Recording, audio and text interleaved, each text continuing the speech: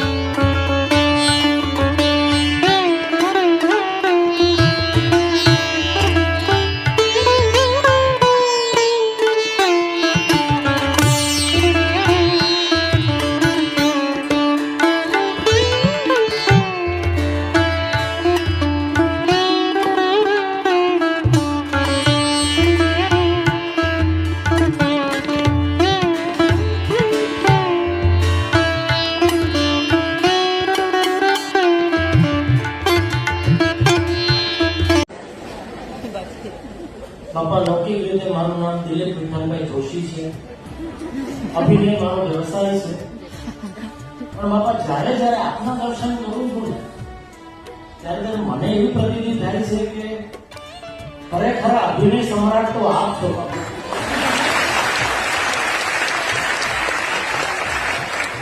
કારણ કે સાક્ષાત અક્ષર બ્રહ્મનું સ્વરૂપ હોવા છતાં છેલ્લા 91 વર્ષથી આ મનુષ્યનો જે અભિનય કરો છો,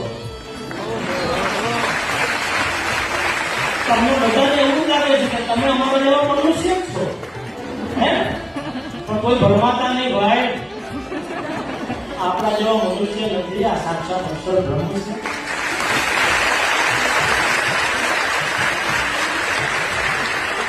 અને બાપા, એવી જ રીતે અમને પણ એવું મનાઈ ગયું છે કે આ દેહ છે તે અમે જ છીએ. અમે આત્મા છીએ એ મનાતું જ નથી.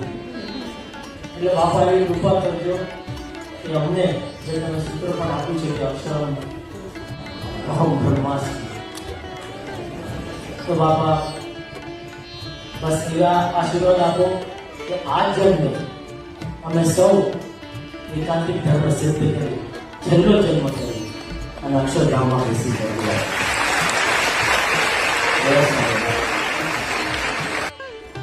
સ્વામી, આપે પહેલા કહ્યું છે કે આપ ત્યાગ કે વૈરાગ્ય લીધેથી સાધુ નતા થયા, પરંતુ કેવળ અને કેવળ યોગીજી મહારાજના પ્રેમ તે લીધેથી જ સાધુ થયા હતા.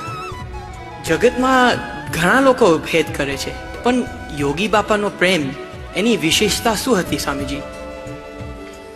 નિસ્વાર્થ પ્રેમ, કોઈ જાતની અપેક્ષા નહીં, કોઈ લેવા દેવાની પ્રેમ. પ્રેમ આપે, હૃદયની પ્રેમ, દિવ્ય પ્રેમ, અલૌકિક પ્રેમ, અને વળતર કાંઈ ના માંગે એવું નિસ્વાર્થ અલૌકિક